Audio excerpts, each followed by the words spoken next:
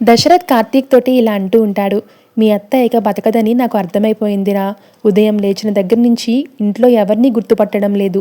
ఏం చేయాలో, ఎవరిని అడగాలో ఎవరికీ పాలుపోవడం లేదు. లోపల లేదని వెతుక్కుంటూ వస్తే ఇదిగో ఇలా బయట తిరుగుతుంది.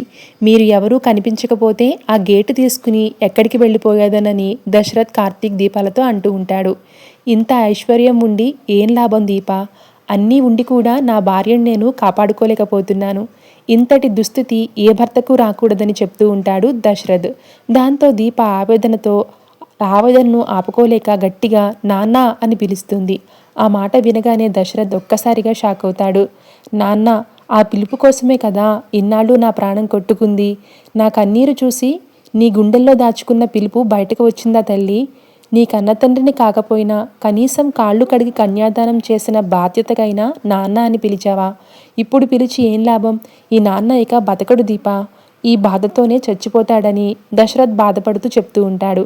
ఇక దీప దశరథ్ చేతుల్ని పట్టుకుని అలా అనకండి, సుమిత్రమ్మకు ఏమీ కాదు, నేను చెప్తున్నాను కదా, ఆమె మళ్ళీ మామూలు మనిషి అవుతుందని అంటుంది.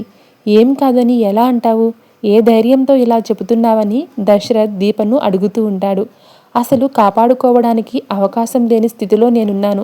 నా భార్య బ్రతుకుతుందని ఆశ పెట్టుకోను అని దశరథ్ బాధపడుతూ ఉంటాడు. బతుకు మీద ఆశ పెట్టుకోను అని అంటూ ఉంటాడు. దాంతో కార్తీక్ మీ అత్త ఎన్నాళ్ళలో బతకదని నాకు అర్థమైపోయిందిరా. ఇంతకాలం నా నీడలో తను ఉంది అనుకున్నాను. కానీ ఇప్పుడు తన ప్రాణాన్ని కాపాడుకోలేని అసమర్థుడుగా మిగిలిపోతున్నాను.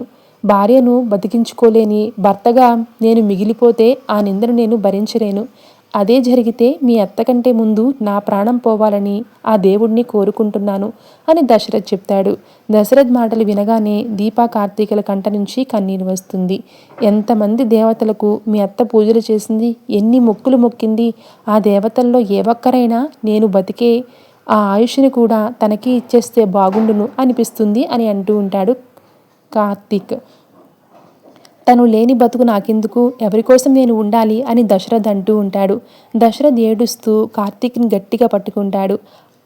ఇక వాళ్ళని చూసి దీప ఎమోషనల్ అవుతూ ఉంటుంది. నా చేతిలో చెయ్యి వేసి చెప్పు, మీ అత్త బతుకుతుందని, మళ్ళీ నన్ను గుర్తుపడుతుందని మాటివ్వు. నువ్వు చెప్తే నిజమవుతుందని నాకు అనిపిస్తుంది. చెప్పు కార్తీక్ అని దశరథ్ అడుగుతాడు. ఇక దశరథ్ ఆవేదన చూసి కార్తీక్ తట్టుకోలేకపోతాడు. ఆయన్ను సముదాయించడానికి ప్రయత్నిస్తూ నెమ్మదిగా పక్కకు తీసుకుని వెళ్తాడు. మావయ్య పదండి, అలా లోపలికి వెళ్ళి కూర్చుందాం. మీరు ఇలా బాధపడితే అత్తయ్యను చూసుకునే ధైర్యం ఎవరికి ఉంటుంది? పదండి మావయ్య, మనం మాట్లాడుకుందామంటూ దశరథును లోపలికి తీసుకుని వెళ్తాడు Karthik. Thank you so much for watching.